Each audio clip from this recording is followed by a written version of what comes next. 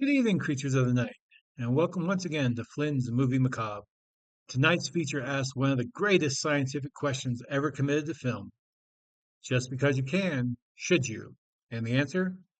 It's almost always no. Our feature tonight is a 1962 cult classic, The Brain That Wouldn't Die.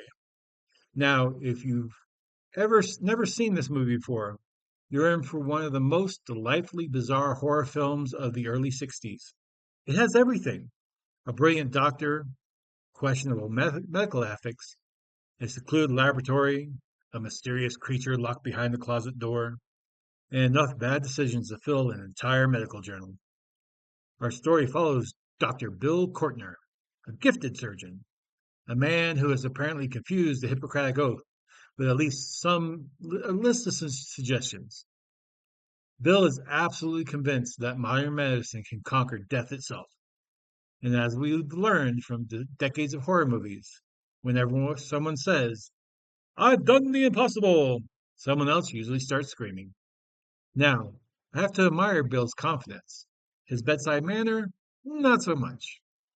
If I walked into a doctor's office and the physician said, "Hey, I have an experimental procedure I'd like to try," I'd suddenly remember another appointment, preferably in another state. And then there's poor Jan. She's smart and beautiful, and she's engaged to a man who thinks every problem can be solved with surgery. That's we in the vampire community call a red flag. Actually, it's several red flags stitched together into a lab coat. But this movie isn't remembered because of romance. It's remembered because someone looked at a perfectly ordinary horror script and said, "You know what this needs? Less body, more brains."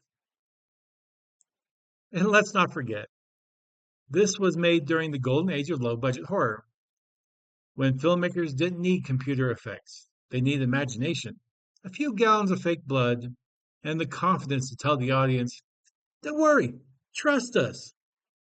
Sometimes they were right, and sometimes they gave us the brain that wouldn't die. And honestly, I'm glad they did. So dim the lights, lock the doors, and if your doctor says, "Don't worry, this won't hurt a bit," ask for a second opinion, because tonight we watch The Brain That Wouldn't Die.